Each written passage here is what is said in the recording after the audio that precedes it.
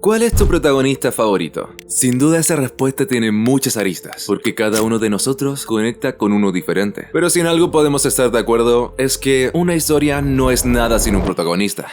Y para que un protagonista funcione, tienen que haber al menos 3 elementos clave para que mantengan la historia con un ritmo interesante. Y después de seguir más de 2 años el desarrollo del cómic Sopaipilli, logré contactar con su creador César Wispe, youtuber del canal Críticas QLS, y adentrarme en su perfil como autor, contrastando sus decisiones creativas con las herramientas que nos entrega un análisis narrativo. Pero este video no solo se trata de revisar estos elementos. Cuando un producto se publica alcanza su periodo de boom mediático, o su punto de máximo interés, y luego cuando el hype pasa, el producto entra en una etapa de madurez en la que el impacto inicial deja de existir y nos queda lo esencial, lo que realmente importa, y es qué aporta realmente una obra a la cultura pop. A partir de eso, podremos entender el lugar de Sopaipilli dentro del medio del cómic, y si su paso por este mundillo fue un éxito o fue un fracaso. Pero eso es adelantarme a los hechos, así que antes de sacar alguna conclusión, debemos adentrarnos en esta obra. Ya hice un video del primer volumen de Sopaipilli, así que para hacer algo distinto nos vamos a centrar en hacer un análisis de personajes. Sopaipilli Volumen 2 es una historia que trata sobre injusticia. Particularmente de lo que trata este volumen es de responder a una sola pregunta: cuando la ley no alcanza, ¿es justo imponer justicia por mano propia? Hay montones de cómics allá afuera que tratan esta cuestión. En Batman, el Caballero de la Noche regresa. En Civil War, etc. La figura del superhéroe está hecha para cuestionar el rol de la justicia institucional y así explorar el si tener la capacidad de intervenir significa o no que es correcto intervenir, porque salvar a los demás no es un derecho, sino que conlleva responsabilidad y sacrificio. Si bien estas obras ya han ocupado como eje temático el cuestionamiento de la justicia, eso no significa que Sopaipilli como cómic no le esté añadiendo un nuevo valor. Cada una de estas historias ocurren en la sociedad estadounidense, que es diferente, distante y alienígena de muchas de nuestras costumbres. Te creo que todos tenemos una idea de lo que debería ser la justicia, de cuándo la justicia funciona, de cuándo no. Creo que en Chile siempre se habla de que la justicia no funciona. Con las detenciones ciudadanas también se ve que hay gente que toma la justicia por sus propias manos. Creo que eso responde a algo muy de Chile igual, que se siente que acá es todo injusto, po. En el sentido platónico, ninguno de nosotros debería hacer justicia por mano propia, porque para eso tenemos a las autoridades. Nos quitamos ese poder para que los organismos del Estado puedan funcionar y cada uno de los engranajes pueda encajar. Pero en la vida real o en el sentido maquiavélico, los que ejercen justicia son humanos y tienen aspiraciones, pasiones o deseos oscuros de venganza como cualquiera de nosotros. Cualquiera puede sucumbir a estas sensaciones. Watchmen tiene este mantra: ¿quién vigila a los vigilantes? Y principalmente esto significa que no puede existir justicia si esta no es cuestionada. Creo que Chile es un país muy injusto, entonces había que explorar eso igual. No es tanto que los vendedores ambulantes necesiten hacer justicia y los pacos no alcanzan, sino que ellos tienen su propio gremio, sus propios códigos, sus propios todo, donde los pacos no entrarían. Hay una línea en esta película, Los Buenos Muchachos, donde este tipo dice que en realidad lo que son los mafiosos son la policía de gente que no puede ir a la policía. Creo que esto, guardando las proporciones, obvio, estos personajes no son mafiosos, pero claro, como ellos ya operan como fuera de la ley y son ignorados e invisibilizados, si se quiere, obviamente ellos también van a tener sus propias jerarquías, y sus propias maneras de hacer que las cosas se cumplan, de mantener el orden. En el segundo volumen todo toma un tono mucho más cinematográfico. El primer volumen era una historia de origen, y ahora que ya conocemos los personajes podemos adentrarnos en sus vidas y acontecimientos, porque el mundo de Sopaipilli responde a personajes y elementos que uno puede ver en las calles de Chile. César Wispe quiso tomar a distintos personajes callejeros y crear mitología a partir de ellos. Con ese contexto es que podemos plantear que también los personajes de esta historia tratan el tema, la justicia. Bien, hoy vamos bien. Deme 3 empanaditas fritas de queso, rapidito que viene la micro. Hola, muy buenos días. Ay, no vendo empanadas, solo sopaipillas. A 500. Bueno, ¿y cómo no va a tener si uno viene cansado con ganas de comer? Es que no vendo empanadas, solo sopaipillas. Ya bueno, deme una sopaipilla entonces. ¿Cuánto vale? 500 pesos le dije. ¡Chu! ¡Qué caro! Mire, caballero, es todo lo que tengo. Si no quiere, no está obligado a comprar. No, si la wea es no querer trabajar. Caballero, si Ya no... cállate, dame 2 sopaipillas con pebre. Ahora mismo no me queda pebre. Si me espera un poco, ¿puedo hacer? Linda la wea, más encima no tienes pebre. Ay, sí tengo. Solo tendría que esperarme aquí. Mejor devuélveme la plata. Ya tomó las sopaipillas con las manos. No le puedo devolver la plata. ¿Cómo que no? Pásamela ahora. Suélteme la mano. ¡Devuélveme la plata! Suéltame la mano ahora. ¿Qué está pasando? ¡Ah! ¿Qué ¿Quién trajo ese balde de agua? Es en ese contexto que se desarrolla la historia de ambos volúmenes. Un Chile mirado desde la perspectiva de los vendedores ambulantes. Pero desde el primer tomo se me escapa una pregunta de la cabeza. ¿Por qué Sopaipilli es la protagonista? El extraño caso del Dr. Jekyll and Hyde es un libro de 1886 que trata sobre Henry Jekyll, un científico que su obsesión lo empuja simultáneamente al progreso, como a la perdición. Sin embargo, en la versión que me quiero fijar no es en el libro original, sino que en el musical de 1997. Al principio del musical se nos presenta su conflicto central con sublime claridad. Henry Jekyll es una mente profundamente torturada. Ha visto una y otra vez cómo la ciencia no le es suficiente y siente que esa le ha fallado. Un día, al quirófano, llega un paciente diferente. Su estado es crítico. Su mente está fragmentada al borde de la locura. Este paciente hace que su frustración se empiece a convertir en un objetivo urgente. Desesperado. Le queda poco tiempo, porque si el Dr. Jekyll tarda demasiado, quizás sea demasiado tarde para salvarlo.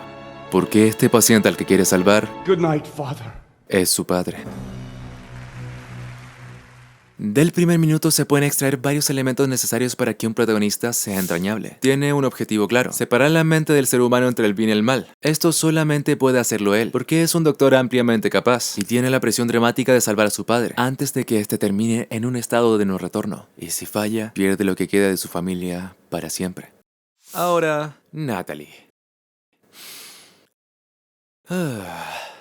Natalie es un personaje bastante entrañable, sobre todo en el primer volumen. En ese punto de la historia tenemos una chiquilla algo malcriada que se mete en problemas cada vez que puede. Si me preguntas a mí cuál es su objetivo, es demostrarle a su madre que es valiosa, para demostrar que es digna de convertirse en heredera del carro de Sopaipillas, y con eso ayudar a su madre en el proceso. Y cuando el momento de demostrar su valía llega, la trágica vida le paga trágicamente. Ahora, cuando Billy efectivamente crece, pierde estos elementos que la hacían sentir cercana. Y ahí es cuando empiezan a aparecer los problemas. En Jekyll and Hyde, el objetivo del doctor es salvar a los enfermos y sacarlos de la locura. Pero más que todo en el mundo, salvar a su padre. Tiene un objetivo claro. Y a la vez, como espectador, entiendes por qué es tan importante y urgente cumplir con ese objetivo. Natalie termina creciendo. Y como es natural, ella empieza a manejar el carro de sopaipillas de su madre. Pero perdiendo su ambición en el proceso. Y ahí está la primera diferencia. Ya no tiene un objetivo claro. Y si en este submundo de vendedores ambulantes hay más personajes con poderes, entonces, ¿qué la hace a ella diferente? Quizás nada, porque ahora ella está descubriendo que existe este submundo de personas al igual que ella. Ahora, hay personas que tengan poderes radioactivos como el que tiene ella, que fue un accidente. No lo sabe aún, pero lo que la hace diferente a ella más que nada es que está recién enterándose de esto, siendo que todos los otros personajes ya lo saben de hace años, ya saben lo que hacen, saben que esto existe y tratan de luchar contra ello. El personaje sustituto de la audiencia, o en inglés, Audience Surrogate, es aquel que sabe exactamente lo mismo que el espectador sobre el mundo y lo va conociendo a la par que él. Y se usa precisamente para evitar un error de novato a la hora de desarrollar la narrativa. Mostrar el mundo mediante acciones, y evitar así la sobreexposición. Y a propósito, o por accidente, Billy encaja exactamente en este arquetipo. En el capítulo 1 del segundo volumen, se retoma exactamente en donde nos habíamos quedado con Natalie en el volumen anterior. Después de una pelea con un grupo de extranjeros que querían robarle el puesto, a través de Billy se nos muestra su nueva normalidad, atendiendo el carrito de sopaipillas. Y vemos cómo avanza el mundo que la rodea, pero este mundo parece avanzar mucho más rápido que su protagonista. Y para no entrar en spoilers, hay un personaje que ve lo que pasó en el puesto con el señor, y llega a reclutar a Billy porque le ve potencial. Es una especie de Nick Fury, que está ahí para demostrar los propios códigos de los vendedores ambulantes. Y con este Nick Fury, Sopaipilli debe tomar la decisión de si adentrarse a este submundo oculto o continuar con su vida normal. El problema es que para que Billy funcione como personaje sustituto de la audiencia, conocer el mundo debería ser el efecto de su historia, y no el propósito del personaje. Y la forma correcta de ocupar este tropo es revelar el mundo que le rodea al personaje es solo lo que importa para cumplir su objetivo. Pero sin objetivo, no hay enfoque. Aunque igual, por los mismos audios del Cesarito, se puede entender que sí hay planificado un objetivo claro, pero al nosotros como espectadores no conocerlo, no entendemos hacia dónde todo esto quiere ir. Y uno termina de desconectar con el personaje de Sopaipilli porque termina de faltar el tercer elemento, y ese es la presión dramática. ¿Por qué debería Billy aceptar la llamada de Nick Fury para así ser parte de la organización? La presión dramática es lo que nos dice qué está en juego para el protagonista, y así que gana, pero sobre todo que pierde al tomar ciertas decisiones. Y Sopaipilli parece tener que inmiscuirse en todo esto, pero como personaje meramente reactivo, ya que no es ella quien toma control de la situación y a través de sus acciones es que avanza la historia, sino que al revés. Ella está manejando su carro de sopaipillas y llega el grupo de flaites a querer quitárselo. Está manejando su carro de sopaipillas y llega un cliente molesto. Y luego de eso llega Nick Fury a reclutarla. Y en el último capítulo del tomo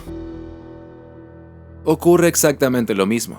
Si bien Pili tiene superpoderes, ella representa el lado de la justicia ciega, la justicia que reacciona en base a lo que se siente correcto, pero tan solo respondiendo a las necesidades del entorno. Funciona como sustituto de la audiencia para adentrarse a este mundo, pero no para cuestionarlo. En el capítulo 4 tenemos este pequeño momento de duda por parte del personaje. Después de que le ofrecen la misión para atrapar a este criminal, Pili pregunta: ¿y si no quiero ayudarlos? A lo que Nick Fury le responde: te vas por donde viniste y aquí no pasó nada. En donde si acepto o no, queda más que claro que no tiene nada que perder. Y realmente no importa que le estemos dando esta pequeña agencia para que el personaje decida, porque no hay ningún riesgo ni precio a pagar por las decisiones que toma. Y motivaciones en este punto podría ya tener varias. Podría ser que no le alcance la plata para mantener a su madre y que la asociación le dé algo para esto, que los villanos secuestren a su amigo y que tenga que salvarlo. Hay un montón de formas de generar presión dramática, pero ninguna se está utilizando con Sopa y Pili. Y esto es porque precisamente no hay una agencia real del personaje, más allá de acatar lo que le pide el entorno. No vemos dudas ni conflicto interno en Natalie, y esto choca con la idea de justicia de la que trata el segundo volumen. Más que un personaje, Natalie parece ser una herramienta para contestar el entorno que le rodea, una herramienta del guión, porque ¿qué urgencia o presión dramática tiene para tomar estas decisiones? Aún no los ves porque estamos en el tomo 2. Según nosotros tenemos estimado, este primer arco van a ser 6 tomos, entonces aún no conoces su motivación. No te lo voy a spoilear tampoco, pero ahí en el volumen 3 o 4 ya deberíais saber que igual vamos a ir explorando partes de su pasado, pero este es como el punto de inflexión donde empiezan a pasar cosas que la van a sacar de donde está, como que ella va a dejar de ser una simple vendedora de sopaipillas, ¿no? Y sí parece estar pensado que tarde o temprano esto se va a contar, y puede ser como: amigo, cálmate, estamos sentando las bases y ya veremos en el volumen 3. Pero luego tienes al Milcavo Pérez. Estoy cansado.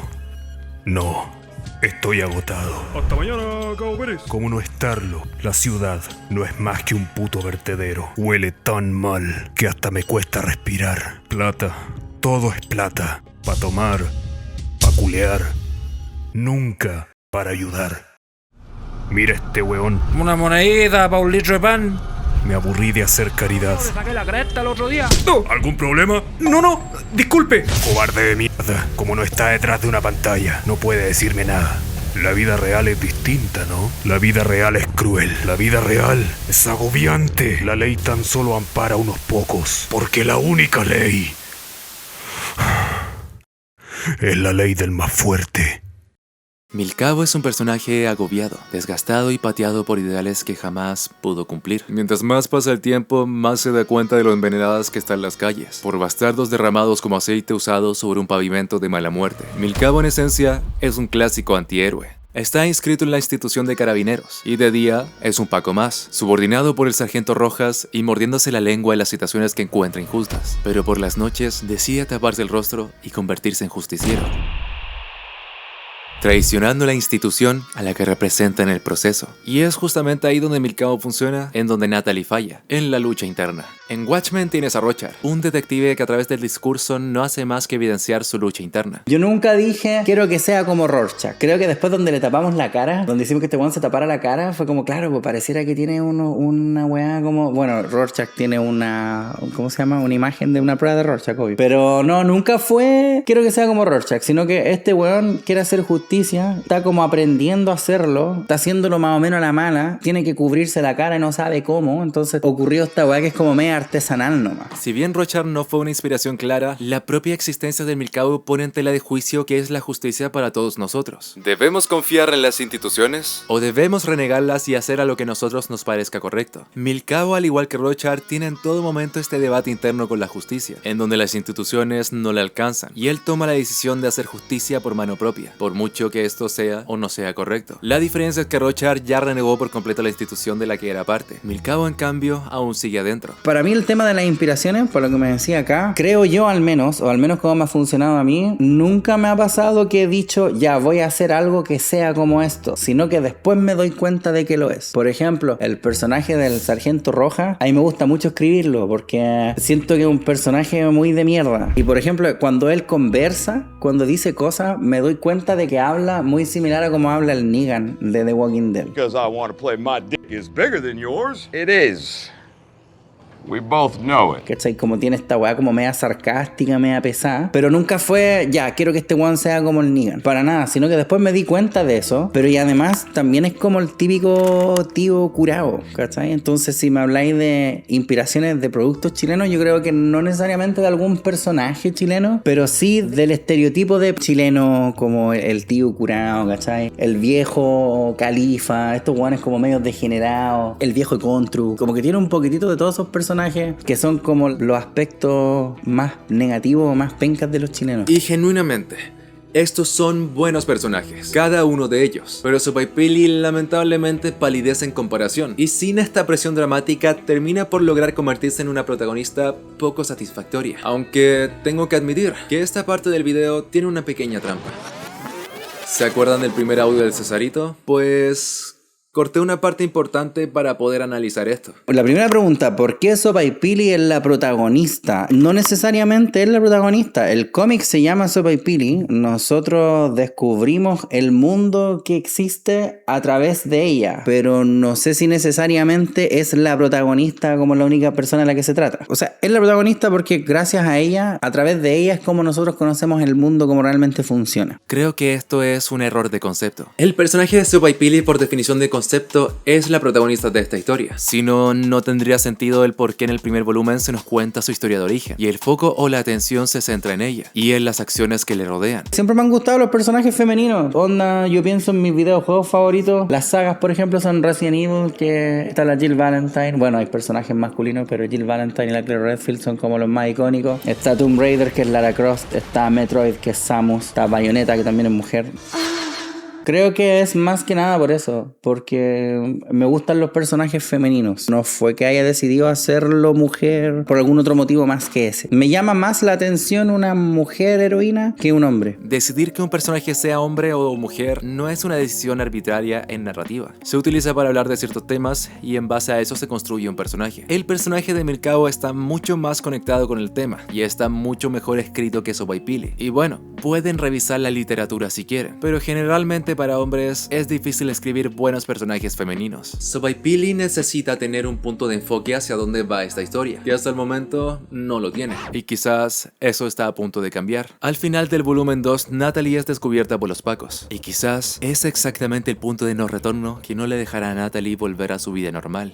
A ver, si revisamos los otros cómics de youtubers que hemos visto hasta este entonces, todos fallan de alguna u otra forma en aspectos narrativos, y esa es la lente con la que leemos el texto. Pero en cambio, con la lente del contexto, Lo que yo creo es que Sopaipilli rescata personajes y culturas chilenas y les da un cierto valor, ¿cachai? Más que hacer una crítica social, toma cosas olvidadas por el chileno y las guarda en esta historia como para que no se olviden, como no sé, por los organilleros, el afilador con el silbatito, ¿cachai? Les da más identidad y quizás esto crezca más y tú salgas y ya no vayas a ver al afilador de la misma manera o al organillero de la misma manera. Y esa es la idea, pues llevar esa cultura también fuera del país con orgullo. Este es un valor que ya se podía dilucidar en el primer volumen, y es sin duda una idea brillante: crear esta cultura de vendedores callejeros y crear a partir de elementos de la calle de nuestro país toda una mitología. Se siente fresco, se siente nuevo, se siente cercano al mismo tiempo. Ese tema de rescatar culturas chilenas es lo que más me gusta. La historia obviamente se toma en serio, pero es un poco de ambos lo que decís, de seriedad, pero también tiene un tono ligero. Ya me irán conociendo, y sé que puede parecer que no me gustó absolutamente nada, pero lo cierto es que Sopaipilli Volumen 2 es un cómic muy ágil y rápido de leer. Al final del día no es una experiencia que no podría no recomendar. A pesar de sus problemas narrativos, es un cómic bastante divertido, con unos chistes muy buenos y una acción absolutamente brutal. Esto no sé si habrá sido planeado a propósito o por accidente, pero que un youtuber haga un cómic de cultura chilena cobra mucho sentido. Así aprovechas tu popularidad para asegurar unas ventas como producto en paralelo a lo que haces para YouTube, pero al mismo tiempo popularizas nuestra cultura en otras partes del mundo y rescatas a estos personajes que, si no fueran inmortalizados en nuestras obras, desaparecerán para siempre. Originalmente Sopaipilli, para que veáis lo iluso que era yo pensaba hacer una historia de origen de una superheroína. Entonces hablé con Matías. Matías me dice, dale, deberíamos hacerlo como en 100 páginas. Y yo, wow, 100 páginas es mucho, no te preocupes. Y a medida que yo iba escribiendo, iba viendo cómo avanzaban las páginas, yo decía, no, pues no me va a dar para contar lo que quiero contar, pues todavía, esto es muy poco. Entonces dije, ya quizás haya que hacer otro, pero ese otro pero en realidad fue como no, quizás haya que hacer harto más, un arco completo. Para otro video en el que estoy trabajando conocimos a Andrés Garrido, el dibujante de Dayo en su cómic Nacido de las Estrellas. Y él hablaba de cómo muchas veces un error común es querer colocar una historia tan larga en un formato tan pequeño. Sí, de hecho, una cosa que está muy guay del cómic es que está muy bien distribuido la información para la cantidad de páginas y viñetas que hay, porque por ejemplo hay muchos otros cómics que intentan meter muchas historias, digamos, muy largas en formatos pequeños. Y eso está guay porque al final, en lo que es Nacido de las Estrellas, no pasan tantos eventos, pero están muy bien narrados. O sea, está muy bien distribuida la información. Poder tener páginas de 4 viñetas o 3 parece una tontería, pero en el BD que, bueno, últimamente BD es cómic francés, que es... Hablo mucho en la nomenclatura de mi mundillo y se me pasa. BD es cómic franco-belga y que no es nada común ahí. Es muy raro meter una página de a lo mejor 2 viñetas en un cómic francés porque es que no hay tiempo, porque se quieren narrar muchas cosas, muchas veces el público está acostumbrado a que te cuenten una historia con una serie de eventos y si se queda corta, pues no le dicen como, pero esto es todo, ya está. Entonces mola porque ocurren menos cosas de lo que podría ocurrir en otros BDs, pero están bien contadas, están bastante bien contadas. Realmente Sobaipilli no tiene más fallas aparte del ritmo con el que se están contando las cosas. Y tampoco han ocurrido tantos eventos en la historia como para que una crítica académica tenga demasiado sentido. Lo que realmente le falla a Sobaipilli es que se equivocó de formato. El cómic tiene muchísimo más texto por página, y alcanzan a ocurrir un montón de cosas. En cambio el manga si quiere, puede darse 5 páginas si quiere explorar una única emoción. Si me preguntas a mí, Sobaipilli funcionaría mucho mejor si tuviera la extensión de un volumen de manga, que es un formato que puede permitirse atrasar un poco más las cosas. Claro, en un cómic. Que en el tercer volumen recién te digan cuál es el objetivo para la protagonista. Es tarde. Pero la narración y estilo que maneja Sobaipilli es una historia que bebe del formato del manga. Y ocupa estos ritmos que le jugaron a favor en una historia bastante dinámica y ágil de leer. Pero en contra con lo que alcanzas a contar. Si estos 6 volúmenes que tienen planificados fueran un tomo de manga, por supuesto tendrían todo este espacio para desarrollar estas cosas. Y esto no creo que haya sido adrede, sino que meramente por desconocimiento del medio. Si no dije esto, mi primera crítica de Sobaipilli también fue por desconocimiento. Yo llevo leyendo manga y cómic demasiado tiempo, pero estudiarlo como fenómeno, bueno, tan solo lo estoy haciendo recientemente. No sé si necesariamente fue por la recepción, sino que yo me quedé con ganas de contar cosas, porque me di cuenta que estos personajes igual viven y hacen cosas y tienen historias que merecen ser contadas. Entonces empecé a jugar con ellos, a pasar más tiempo con ellos y a escribir más de ellos, y por eso me dio por seguirlo. Ahora, lo más bacán es que efectivamente ha tenido buena recepción de gente que no necesariamente me sigue a mí nomás, sino gente como de afuera, gente que no compra el cómic porque es un cómic que hizo el youtuber que les gusta, sino hay gente que está metiéndose en eso y eso obviamente nos inspira a seguir aún más. Ahora, si esto le fuera pésimo y nadie no lo leyera, disculpa, igual lo haríamos, obvio, quizás mandaríamos a imprimir menos copias, pero igual este es un proyecto que ya está y como ya tenemos más o menos la historia mapeada, ya sabemos dónde termina y las cosas que queremos hacer con ella, con Sobaipilli y con el resto de los personajes para el futuro, igual se seguiría haciendo. Lo que pasa es que como le ha ido tan bien, lo estamos haciendo con más ganas, ¿no? Y más rápido. O sea, ahora mismo estamos como... Yo al menos estoy como... Ya, bueno, ¿cuánto falta para que esté listo el volumen 3? Creo que al Cesarito le haría bien un editor. No para que cambie la historia, sino para ajustar algunos personajes y algunos temas de ritmo. Porque a las finales, no todos hemos estudiado a tanta profundidad guionizar una historia, ni tampoco conocemos tanto los formatos. Y sé que probablemente se me eche alguien encima por decir esto, pero no todos pueden dedicar ese esfuerzo en estos aspectos. Pero sí, cualquiera puede ir y asesorarse con un profesional al respecto. Ya vimos lo complicada que puede ser muchas veces la industria editorial, pero eso está cambiando mucho a día de hoy. El cómic de youtuber ya no se encuentra en la misma posición en la que se encontró en su momento Norman y Mix, sino que ahora hay mucha más libertad de autopublicarse y seguir publicando no por las ventas, sino por querer contar una historia. Esto es algo que trabajaré en otro video, pero en Chile es difícil vivir del cómic. La mayoría de los que están haciendo cómic o manga en Chile o están trabajando de otra cosa, o el cómic no es su punto principal de ganancia, porque no están haciendo estas historias para ser millonarios, sino porque quieren que el mundo conozca lo que quieren contar. Esto no significa que no debamos pararnos a pensar en la narrativa, no significa que la crítica no debería existir, pero sí de vez en cuando hay que replantearnos ¿qué tanto sentido tiene una lectura académica sobre la narrativa de una obra? Si no es eso lo que radica su valor. Este originalmente iba a ser un video analizando múltiples cómics de youtubers, que debía salir como mucho a mediados de febrero. Pero la parte de Sobaipili creció y no dejó de crecer, hasta que enos acá. Agradezco mucho que esta vez se me haya dado la oportunidad de directamente analizar el cómic, y como ya lo he hecho antes, agradezco a mi nuevo amigo Matías Hakon, o el dibujante de este cómic, por creer tanto como yo en el proyecto 505, y también por supuesto agradezco al Cesarito de Críticas QLS, que me dio la gran oportunidad y la entrevista que escucharon en este video. Lamento mucho la demora, quise hacer muchas cosas y se me terminaron escapando un poco de las manos. Para mí es una verdadera locura partir con un canal inspirado por tus referentes y que luego termines haciendo un video con uno de esos mismos referentes que te inspiró a empezar. También a la increíble Jimena Marchand por darle voz a Sobaipili, más conocida como la voz de Toph en Avatar, la leyenda de Aang, y muchos otros personajes increíbles del mundo del doblaje. También para mí un gran referente. También para el compadre Valentino Doblajes, que le puso caleta de su parte para la voz del Milcao, y a mi amigo Conan por hacer la voz del viejo pesado. Y por último agradecerle a la Cami por estar siempre ahí conmigo, al Nico y al Diguín por escuchar este guión para poder revisarlo y hacerle varias correcciones, y al Anto por esto mismo y parte de las escenas de cámara que siempre ven de estos cómics, y también al Danning por nuevamente hacer dibujos para el canal. Dentro de poco verán este video de los cómics de youtubers que están un 50% listo, y muy pero que muy pronto verán un video que lleva un año entero trabajando. Mi nombre es y recuerda, no te olvides de pasar por esto.